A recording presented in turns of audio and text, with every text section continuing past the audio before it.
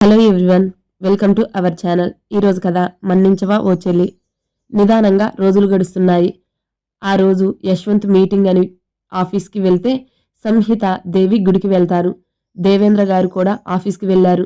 యామిని ఒంటరిగా ఎప్పుడు దొరుకుతుందా అని చూస్తున్నా ఆ ఇద్దరూ ఇప్పుడు తన దగ్గర ఎవ్వరూ లేనిది చూసి ఆమె రూమ్కి వెళ్తారు. తన కోసం ఎప్పుడూ రాని ఆ ఇద్దరు ఇప్పుడు ఎందుకు వచ్చారో అర్థం కాక అయోమయంగా చూస్తుంది యామిని. ఏమ్మా తిన్నావా అని అడుగుతారు కాంచనా గారు. సాక్షి సంహితాల అమ్మగారు కాస్త వెటకారంగా ఉన్న వాయిస్తో హా, ఇందాకే యశ్వంత్ గారు ఇడ్లీ తినిపించారు అని అంటుంది యామిని. ఎప్పుడు తన గురించి పట్టించుకొని వాళ్ళు ఇప్పుడు ఎందుకు అడుగుతున్నారా అని అయోమయంగా. జ్యూస్ తాగావా అని అడుగుతారు ప్రకాష్ గారు, సాక్షి సంహిత వాళ్ళ నాన్నగారు. హా, జ్యూస్ తాగి టాబ్లెట్ కూడా వేసుకున్నాను అండి అని అంటుంది యామిని. హా, టైంకు అన్నీ అందుతుంటే ఈ ఇల్లు వదిలిపోవాలి అని ఎలా ఉంటుంది? అందుకే కాబోలు గతం మర్చిపోయాను అని నాటకం ఆడి మరీ ఇక్కడ ఉంటున్నావు అని అంటారు కోపంగా కాంచన గారు. నిజంగానే నాకు ఏమీ గుర్తుకు లేదు అండి. ఒకవేళ గుర్తుకు ఉంటే నేనెందుకు నాటకం ఆడతాను అండి అని అంటుంది యామిని. ఎందుకంటే యశ్వంత్ని మళ్ళీ నీ వలలో వేసుకోవడానికి ఈ నాటకాలు అన్నీ. నేనెందుకు ఆయనను వల్లో వేసుకోవాలి అని చూస్తాను? ఆయన నాకు కాబోయే భర్త అంట కదా, సంహిత అక్క చెప్పింది అని అంటుంది అయోమయంగా. హా, కాబోయే భర్త అని ఒత్తి పలుకుతూ నీ మీద మోజుతో నా చిన్న కూతురితో పెళ్లి వరకు వచ్చి తాలి కట్టే టైంకి అందరి ముందు నువ్వు నాకు వద్దు అంటూ నిర్దాక్షణ్యంగా వదిలేసి మీకోసం అని వచ్చాడు వాడు అని అంటుంది ఆవిడ. ఏంటి మీరంటుంది? నా కోసం పీటల మీద పెళ్లిని ఆపాడా అని అంటుంది యామిని. అప్పటికే ఆమె చెప్పిన దాని గురించి ఆలోచిస్తూ తలనొప్పిగా అనిపిస్తున్నా పట్టించుకోక. అవును తల్లి, నీకోసమే. నీ మీద మోజుతోనే నా చిన్న కూతురికి అన్యాయం చేశాడు. తనకు అన్యాయం చేశాడు అని సొంత అన్నయ్య కూడా అతనితో మాట్లాడడం మానేశాడు. పాపం రామలక్ష్మణుల్లా ఉండేవారు ఇద్దరు. నీ పుణ్యమా అని విడిపోయారు.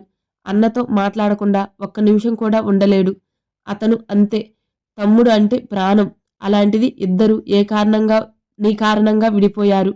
అనాథ అయినా నువ్వు ప్రేమంటూ అతని జీవితంలోకి వచ్చి అతనికి ఎంతో విలువైన తన అన్నయ్య ప్రేమను దూరం చేశావుగా అని ఆమె అక్కసు అంతా వెళ్ళగక్కారు.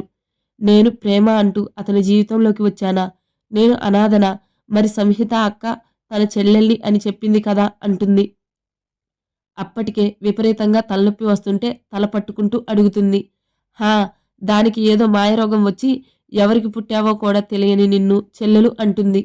తన సొంత చెల్లెలికి కూడా ఇన్ని సేవలు చేయలేదు, కానీ నీకు మాత్రం అన్నీ మంచం దగ్గరికే తెచ్చి అందిస్తుంది అని అంటారు ఆవిడ పెద్ద కూతుర్ని గుర్తుకు తెచ్చుకొని. నేను అనాథనా? నా వల్ల యశ్వంత్ గారు తన అన్నయ్య విడిపోయారా అని పదే పదే ఆలోచిస్తూ స్పృహ తప్పి పడిపోతుంది. తాము వచ్చిన పని అయిపోయినట్టు ఇద్దరు ఎవ్వరికంటా పడకుండా తమ గదికి వెళ్తారు. ఈ దెబ్బకి దానికి గతం గుర్తుకు వచ్చి ఈ ఇంటిని అయినా వదిలిపోవాలి. గతం గుర్తుకు రాకున్నా తన వల్లే అన్నదమ్ములు విడిపోయారు, నా కూతురికి అన్యాయం జరిగింది అని అయినా ఆలోచించి ఈ ఇంటిని వదిలి వెళ్ళిపోవాలి. ఏ విధంగా ఆలోచించినా మనం అనుకున్నదే జరుగుతుంది అని అంటారు కాంచనా గారు సైడ్ స్మైల్తో. అబ్బా, నీ తెలివే తెలివి కాంచనా అని ప్రకాష్ గారు అంటే, మరి సాక్షిను యశ్వంత్కి ఇచ్చి పెళ్లి ఆగిపోవడానికి కారణం ఇదే. అలాంటి దీన్ని ఇన్ని రోజులు ఇంట్లో పెట్టుకొని మరీ పోషించారు. ఇప్పుడు స్పృహ వచ్చిందిగా, ఇప్పుడైనా ఇంట్లో నుంచి పంపించేస్తారు అనుకుంటే పెళ్లి చేస్తారంట ఆ యశ్వంత్తో. మన కూతురికి దక్కని అదృష్టం దానికి ఎలా దక్కనిస్తాను అని కసిగా అంటుంది ఆవిడ. హా, కానీ దానికి మెలకువ వచ్చాక మనమే ఇదంతా దానికి చెప్పాము అని ఇంట్లో వాళ్ళకి చెప్తే ఎలా అని టెన్షన్గా అడుగుతాడు ప్రకాష్ గారు. అది అలా చెప్పే రకం కాదులే ప్రకాష్, అనవసరంగా కంగారు పడకు. ముందు అది ఇంట్లో నుంచి బయటికి పోవాలి, అప్పుడే నాకు మనశ్శాంతి అని అంటారు కాంచన. స్పృహ తప్పి పడిపోయిన యామినిని మధ్యాహ్నం భోజనం టైం వరకు ఎవ్వరూ చూడరు. అప్పుడైనా తన గదికి వచ్చి చూస్తే నిద్రపోతుందేమో అని వెనక్కు వెళ్తుంది సంహిత. అలా ఎన్నిసార్లు వచ్చి చూసినా తను లేవకపోవడంతో అనుమానం వచ్చి తనను లేపడానికి చూస్తే ఉలుకు పలుకు ఉండదు ఆమె నుంచి. భయంగా అనిపించి అత్తయ్య, మావయ్య అంటూ కిందకి వెళ్ళి యామిని స్పృహ తప్పి పడిపోయిన విషయం చెప్తుంది సంహిత కంగారుగా. త్వరగా ఇంటికి వచ్చిన దేవేంద్ర గారు గాబరాగా డాక్టర్కి కాల్ చేస్తారు. గంట తర్వాత టెన్షన్గా ఇంటికి వచ్చిన యశ్వంత్ నేరుగా యామిని గదికి వెళ్తాడు. అతను వెళ్ళేసరికి బెడ్కి ఆనుకొని ఏదో ఆలోచనలో ఉంటుంది యామిని. క్యాండీ అని కంగారుగా ఆమె ఫేస్ను తన చేతుల్లోకి తీసుకొని ఎలా ఉందిరా ఇప్పుడు అని కంగారుగా అడుగుతాడు. అతని చేతులను నిదానంగా పక్కకి అంటూ హా అని బాగుంది అన్నట్టు తల ఊపుతుంది. మళ్ళీ నీ గతం గురించే ఆలోచిస్తూ తలనొప్పితో పడిపోయావా? అయినా ఎన్నిసార్లు చెప్పాను అదే గుర్తుకు వస్తుంది ఆలోచించకు అని అంటాడు కాస్త గట్టిగానే. ఇక ఎప్పుడూ ఆలోచించను అని అంటుంది పైకి. మనసులో మాత్రం గతం గుర్తుకు వచ్చాక కూడా ఇంకెందుకు ఆలోచిస్తాను అని అనుకుంటుంది. ప్రామిస్ అని అంటాడు చేయి ముందుకు చాపుతూ. ప్రామిస్ అంటుంది అతని చేతికి తన చేయి తాకించి వెంటనే వెనక్కి తీసుకుంది. సరే కాసేపు పడుకో, నేను ఫ్రెష్ అయి వస్తాను, అలా గార్డెన్లో కూర్చుందాం, మైండ్ రిలాక్స్ అవుతుంది అని వాష్రూమ్కి వెళ్ళి స్నానం చేసి డ్రెస్ కూడా వేసుకొని బయటకు వస్తాడు. కాసేపటికి తనని గార్డెన్లో బెంచ్ మీద కూర్చోబెట్టి ఇక్కడే ఉండు జ్యూస్ తెస్తాను అని లోపలికి వెళ్తాడు.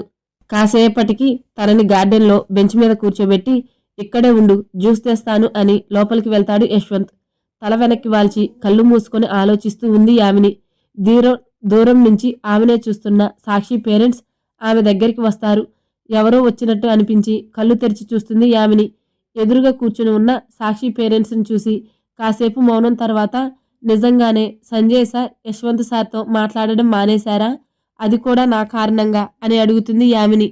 ఆమె సార్ అనటం గమనించి నీకు గతం గుర్తుకు వచ్చిందా అని అడుగుతారు కాంచనా గారు అనుమానంగా యామినీనే చూస్తూ. అవును అంటుంది తల నిలువుగా ఆడిస్తూ, మనసులోనే ఆనందిస్తూ. బయటికి మాత్రం అవును అమ్మా. యశ్వంత్ పెళ్లి ఆపేసరికి కోపం వచ్చిన సంజయ్ అప్పట్నుంచి యశ్వంత్తో మాట్లాడడం మానేశాడు. పాపం యశ్వంత్ అన్నయ్య తనతో ఎప్పుడు మాట్లాడతాడు అని ఎంతగా ఎదురు చూస్తున్నాడో. కానీ సంజయ్ మాత్రం యశ్వంత్తో మాట్లాడడం లేదు. 3 సంవత్సరాలుగా వారి మధ్య మౌనం తప్ప మాటలు లేవు. బహుశా నువ్వు ఇంకా యశ్వంత్తోనే ఉండడం సంజయ్కి నచ్చలేదు అనుకుంటా. ఒకవేళ నువ్వు యశ్వంత్ని వదిలి వెళ్ళిపోతే అప్పుడైనా సంజయ్ తన తమ్ముడితో మాట్లాడతాడు అని అనుకుంటున్నా అని అంటాడు కన్నింగ్గా కాంచన గారు. కాంచన మాటలు యామిని మీద బాగానే ప్రభావం చూపాయి. నిజంగానే సంజయ్ యశ్వంతుల మధ్య దూరం తన కారణంగానే వచ్చింది అని ఫీల్ అవుతూ చాలాసేపు ఆలోచనలో పడిపోతుంది. ఆమె ఆలోచనలలో ఉండగానే సాక్షి పేరెంట్స్ నిదానంగా ఇంట్లోకి వెళ్ళిపోతారు. వాళ్ళు వెళ్ళాక యశ్వంత్ జ్యూస్ తీసుకొని యామిని దగ్గరికి వచ్చి ఆమెను పిలుస్తాడు. హా అంటూ యశ్వంత్ వైపు చూస్తుంది ఉలిక్కిపాటుగా. జ్యూస్ అని అంటాడు గ్లాస్ ఆమె చేతికి అందిస్తూ. ఆ గ్లాస్ని తీసుకొని ఏదో నిర్ణయానికి వచ్చినట్టు నిండుగా గాలి పీల్చుకొని వదిలి జ్యూస్ తాగాక కాసేపు గార్డెన్లో ఉంది. మైండ్ రిలాక్స్ అయ్యాక రూమ్లోకి వెళ్ళి పడుకుంటుంది. రాత్రికి యశ్వంత్ పెట్టిన ఫుడ్ తిన్నాక టాబ్లెట్స్ వేసుకొని పడుకుంటుంది. కాసేపటికి యశ్వంత్ కూడా వచ్చి ఆమె పక్కన పడుకొని కళ్ళు మూసుకొని పడుకున్న యామినిని చూసి నిద్రపోయింది అనుకుంటూ వెనక నుంచి ఆమెను బలంగా చుట్టుకొని ఆమె మెడవంపుల్లో తలదాచుకొని ప్రశాంతంగా పడుకుంటాడు. యశ్వంత్ నిద్రపోయాడు అని కన్ఫర్మ్ చేసుకొని నిదానంగా అతన్ని వదిలించుకొని బెడ్ దిగి టీపాయ్ మీద ఉన్న పేపర్ పెన్ తీసుకొని కాసేపు ఏదో రాసి పేపర్ మీద వెయిట్ పెట్టి ఒకసారి యశ్వంతుని చూశాక డోర్ ఓపెన్ చేసుకొని ముందు ఆ రూమ్ని తర్వాత ఆ ఇంటిని దాటుతుంది యామిని. ఇదేమీ తెలియని యశ్వంత్ హాయిగా నిద్రలో ఉంటాడు. పాపం పొద్దుట్నుంచి ఆఫీస్ వర్క్, ఇంకా యామిని కళ్ళు తిరిగి పడిపోయింది అని తీసుకున్న టెన్షన్ అతన్ని గాఢమైన నిద్రలోకి జారుకునేలా చేశాయి అన్నమాట. మరుసటి రోజు కొంచెం లేటుగా నిద్రలేస్తాడు యశ్వంత్. పక్కనే యామిని లేకపోవడంతో ఎక్కడికి వెళ్ళిందా అని బాల్కనీ, వాష్రూమ్, డ్రెస్సింగ్ రూమ్ అంతా చూసి కిందకి ఏమైనా వెళ్ళిందా అని చూడడానికి వెళ్తాడు. ఇల్లు అంతా వెతికినా ఆమె కనిపించకపోవడంతో టెన్షన్గా అనిపించి అందరినీ యామిని గురించి అడుగుతాడు. ఎవ్వరూ చూడలేదు అని చెప్పడంతో ఎక్కడికి వెళ్ళిందా అని టెన్షన్ పడుతూ ఉన్నా అతని దగ్గరికి పని మనిషి వచ్చి అయ్యా మీ గది శుభ్రం చేస్తుంటే ఈ కాగితం దొరికిందయ్యా అని పేపర్ ఇచ్చి వెళ్తుంది. అప్పటికే అందరూ హాల్లోనే ఉంటారు. ఆ పేపర్ ఏంటా అని చూస్తున్న యశ్వంత్కి ఆ హ్యాండ్ రైటింగ్ యామినిది అని అర్థమయ్యి గుండె స్పీడ్గా కొట్టుకుంటుంటే చదవడం స్టార్ట్ చేస్తాడు. యశ్వంత్ గారు, నాకు అంతా గుర్తుకు వచ్చింది సార్. ఇన్ని రోజులు నాకు ట్రీట్మెంట్ ఇప్పించి నన్ను బతికించినందుకు చాలా థ్యాంక్స్ సార్. గతం గుర్తుకు రాకముందు మీరు చెప్పిందే నిజం అనుకుని మీ దగ్గరే ఉన్నాను. కానీ అంతా గుర్తుకు వచ్చాక మీరు ఎందుకు నేను నీ కాబోయే భర్త అని చెప్పారో తెలియదు, కానీ మనం ఎప్పటికీ కలవలేం సార్. నేను ఎప్పటికీ మీకు సరిజోడుని అవ్వలేను. అంతకన్నా ముందు ప్రస్తుతం నాకు మీ మీద ఎటువంటి ఫీలింగ్స్ లేవు సార్. నా ప్రాణాలు కాపాడినందుకు థాంక్స్ అనే ఫీలింగ్ తప్ప ఇంకేం లేదు. ఇన్ని రోజులు నన్ను జాగ్రత్తగా చూసుకున్నందుకు చాలా థాంక్స్ సార్. నేను మీ ఇంట్లో నుంచి బయటకు వచ్చేశాను. నా కోసం వెతకరు అనే అనుకుంటున్నాను అని రాసి ఉంది ఆ లెటర్‌లో.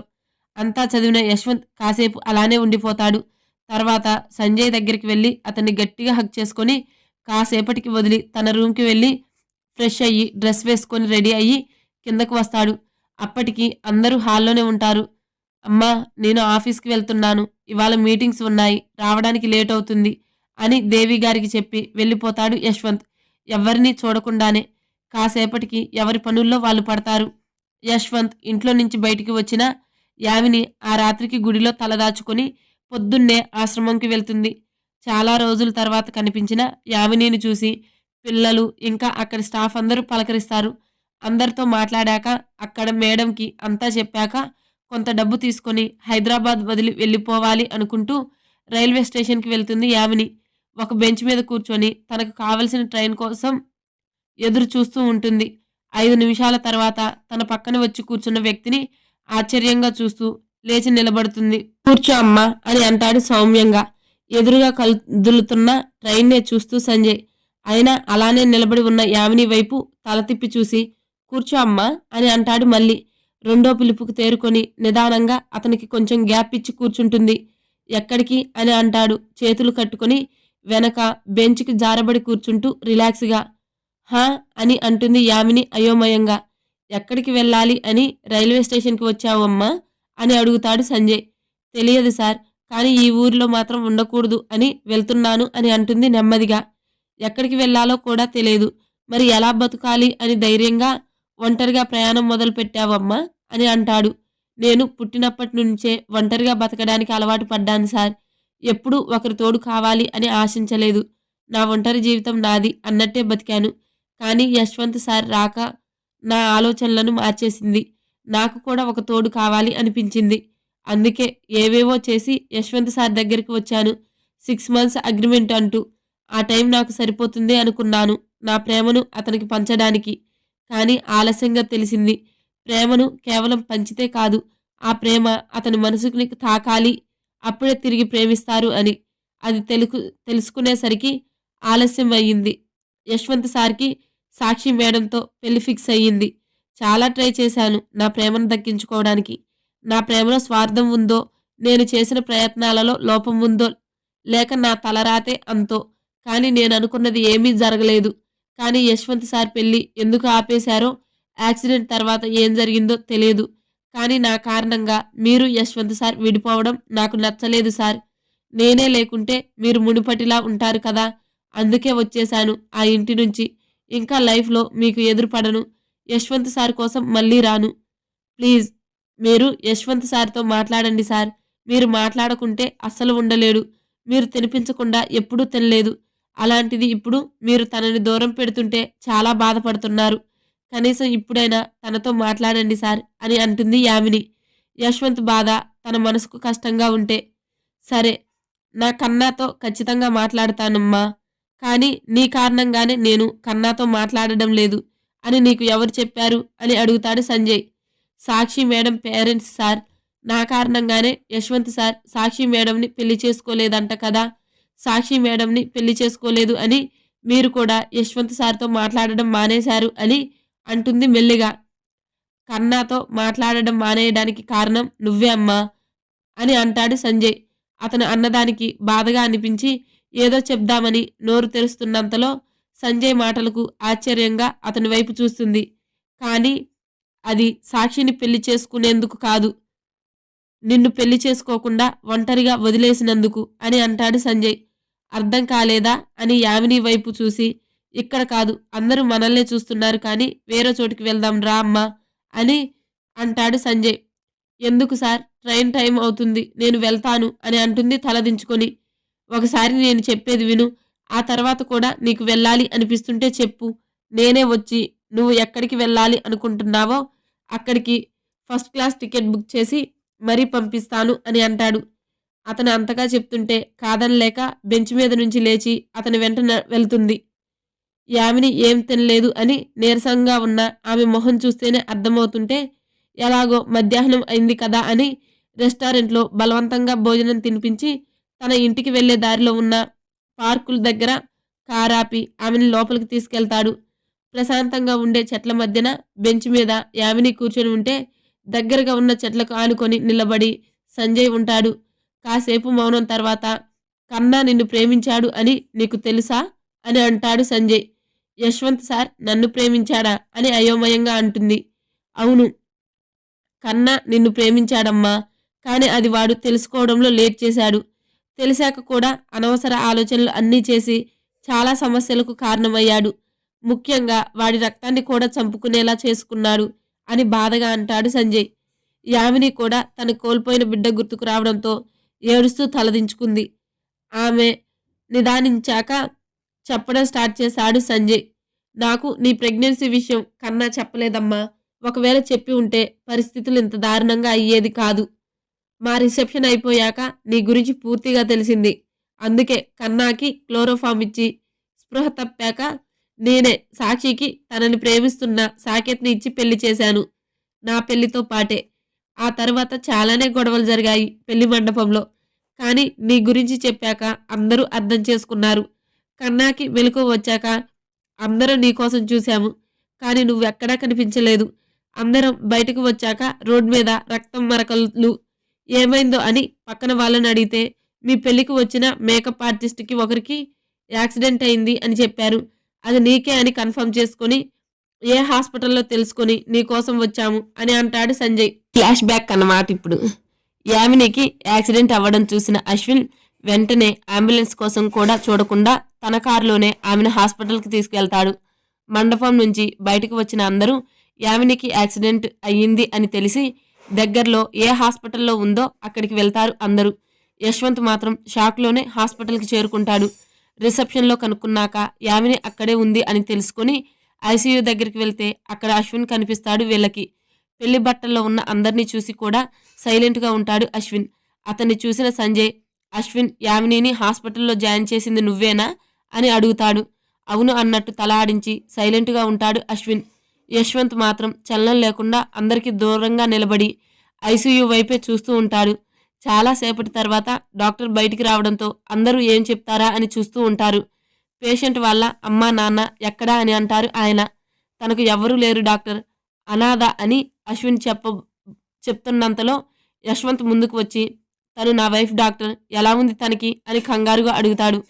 24 గంటలు గడిస్తే కానీ ఏం చెప్పలేమండి. లెఫ్ట్ లెగ్ ఫ్రాక్చర్ అయ్యాయి. అవి కొద్ది రోజుల్లో సెట్ అవుతాయి. కానీ తలకు మాత్రం పెద్ద దెబ్బ తగిలింది. మిగిలినవి చిన్న గాయాలే. తను ట్రీట్మెంట్కి అస్సలు రెస్పాండ్ అవ్వట్లేదు. 24 గంటల్లోగా తను ట్రీట్మెంట్కి రెస్పాండ్ అవ్వాలి, లేకపోతే తన మీద హోప్స్ వదులుకోవాలి అని చెప్తారు డాక్టర్. నో డాక్టర్, అలా అనకండి, ఎలాగా అయినా తనని కాపాడండి అని అంటాడు యశ్వంత్ కళ్ళ నిండా నీళ్లతో. మేము ట్రీట్మెంట్ ఇవ్వడం వరకే చేస్తామండి.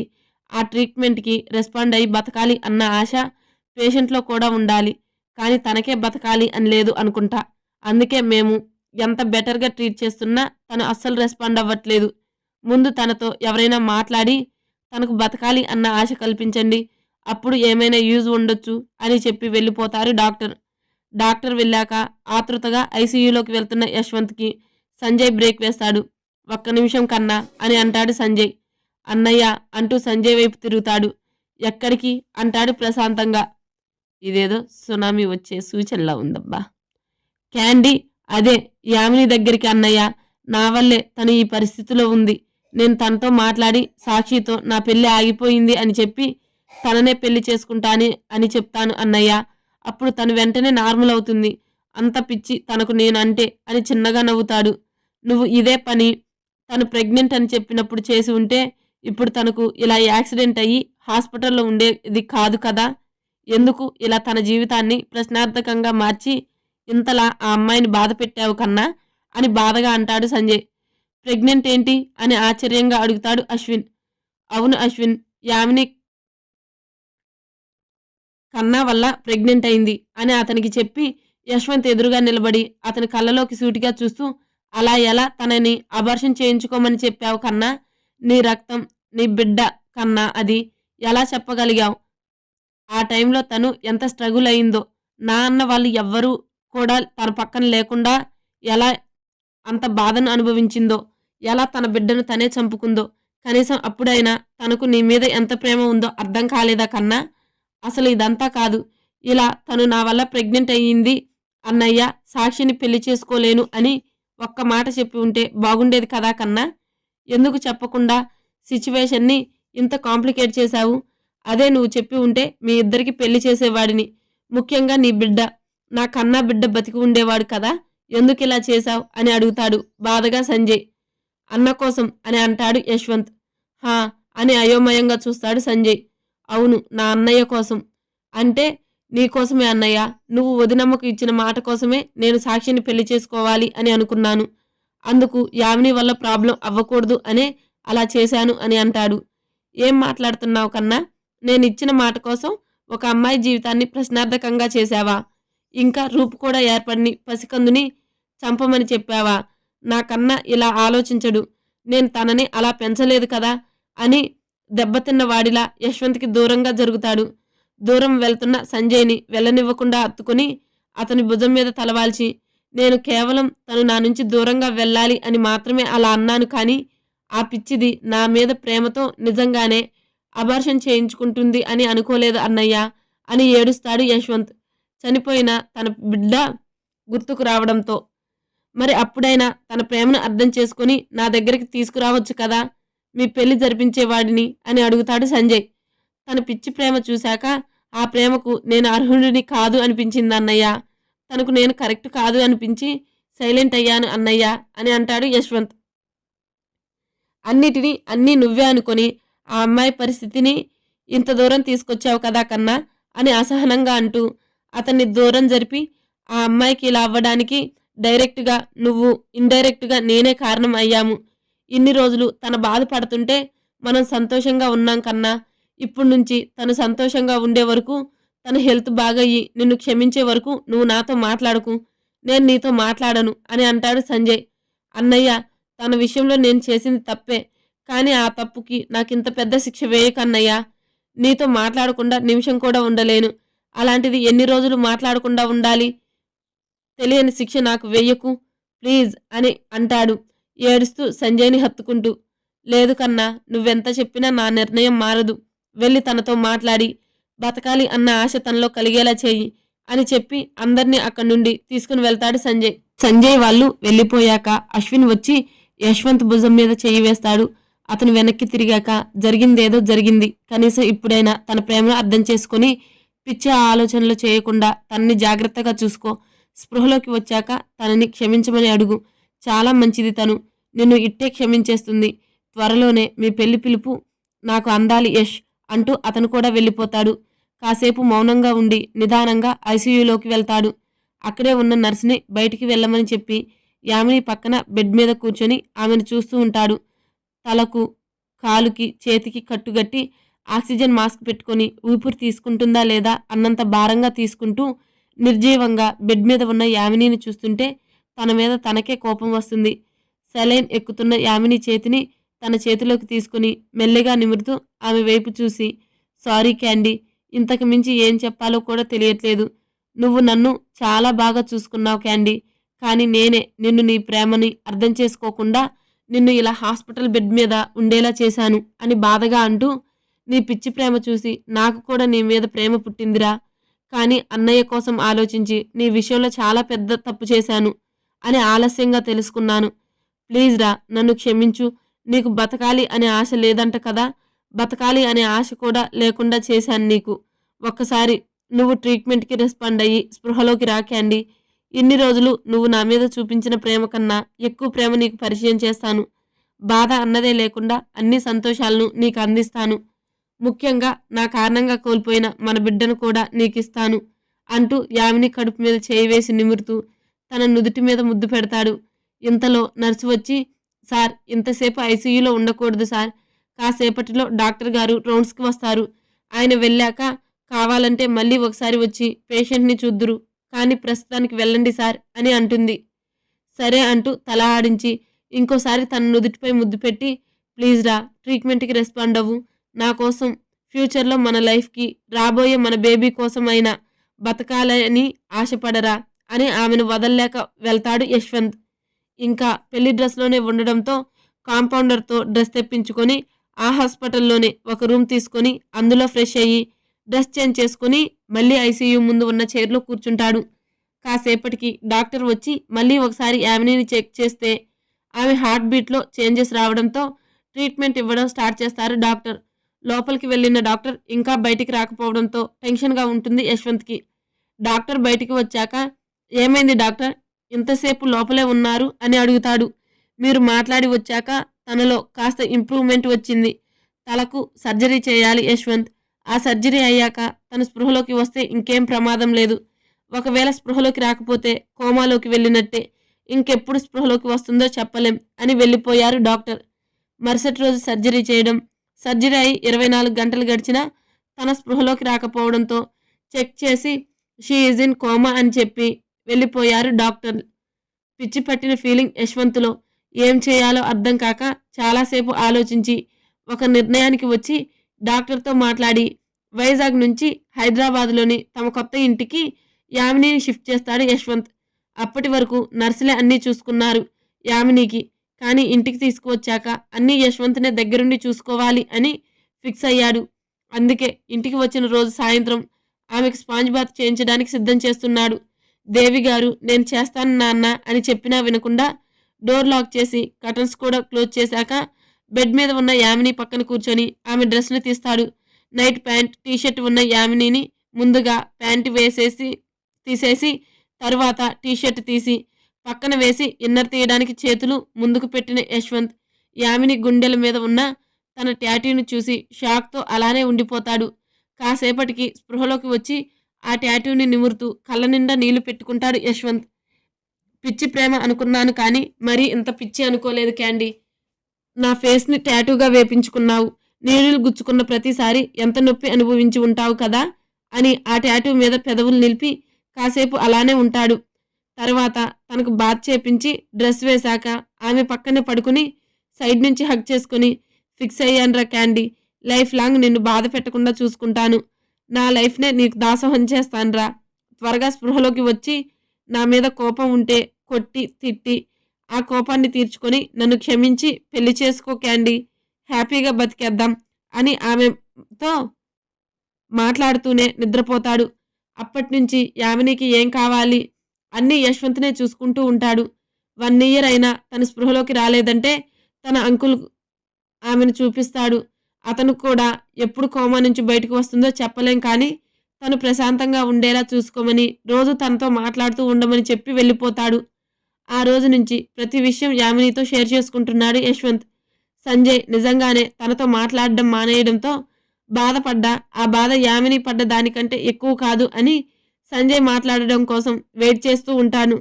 ఇంకా సంజయ్ కూడా ఇండైరెక్ట్గా తన కారణంగానే యామిని లైఫ్ స్పాయిల్ అయ్యింది అని బాధపడుతూ గిల్టీ ఫీల్ అవుతూ కొద్ది రోజులు గడిపేస్తాడు.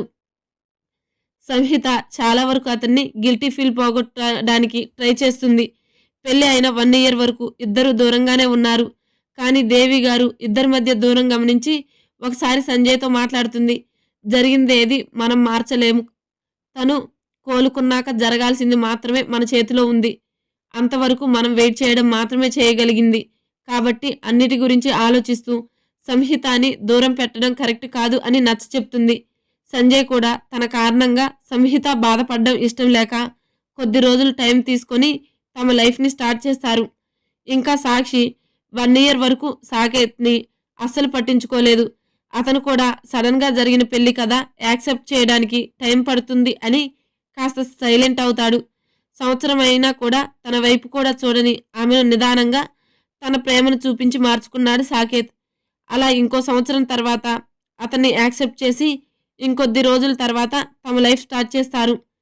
ప్రస్తుతం తమ లైఫ్లో ఆ 3 సంవత్సరాలు జరిగింది చెప్పి, కన్నా నిన్ను చాలా ప్రేమిస్తున్నాడుమ్మా. అది నీకు యాక్సిడెంట్ అయ్యాక కాదు, అంతకు ముందు నుంచే. కానీ నేనిచ్చిన మాట కోసం అని పిచ్చిగా ఆలోచించి వాడు బాధపడి నిన్ను కూడా బాధ పెట్టాడు. ఇండైరెక్ట్గా నా కారణంగానే కన్నా నిన్ను దూరం చేసుకున్నాడు. నన్ను కన్నాని క్షమించమ్మా. వాడు నువ్వు లేకుండా అస్సలు ఉండలేడు. ఈ 3 సంవత్సరాలు నువ్వు తప్ప వాడికి ఇంకో లోకం లేదు. ఎప్పుడు నీతోనే ఆ రూమ్లోనే ఉండేవాడు. పొద్దుట్నుంచి జరిగిందంతా రాత్రికి నీతో చెప్పుకునేవాడు. కన్నా ప్రతి ఎమోషనల్ని నీతోనే పంచుకున్నాడు. అలాంటిది ఇప్పుడు నువ్వు వదిలేసి వెడితే ప్రాణం ఉన్న బొమ్మలా ఉంటాడు. ఎలా అయితే కన్నా నిన్ను వదిలేశాక నువ్వు ఉన్నావో అలా అని చెప్తాడు సంజయ్. కాసేపటి మౌనం తర్వాత ఇంటికి వెళ్దాం సార్ అని కారు వైపు నడుస్తుంది. ఆమె నిర్ణయానికి చిన్నగా నవ్వుకుంటూ యామినిని తీసుకొని ఇంటికి స్టార్ట్ అవుతాడు. ఫస్ట్ ఆఫ్ ఆల్ అందరికీ సారీ అండి. బాగా ఫుల్గా జలుబు చేసింది, అందుకే ఎపిసోడ్స్ అయితే ఇవ్వలేకపోతున్నా. ఇంకోటి ఏంటంటే స్పెల్లింగ్ మిస్టేక్స్ కూడా చాలా వస్తాయి, ఎందుకంటే వాయిస్ టైపింగ్ వేస్తుంటే ఒకటి కాకుండా ఇంకోటి పడుతుంది నా వాయిస్ దెబ్బకి. వాటిని సరి చేయడానికి ఇసుకొచ్చి ఇంకా వదిలేసినా కూడా అంత ఉందన్నమాట జలుబు. కొంచెం అర్థం చేసుకొని టైపింగ్లో మిస్టేక్స్ ఉన్నా కానీ క్యాజువల్గా తీసుకోండి ప్లీజ్. సబ్స్క్రైబ్ మాత్రం చేసుకోవడం మర్చిపోవద్దు. Thank you.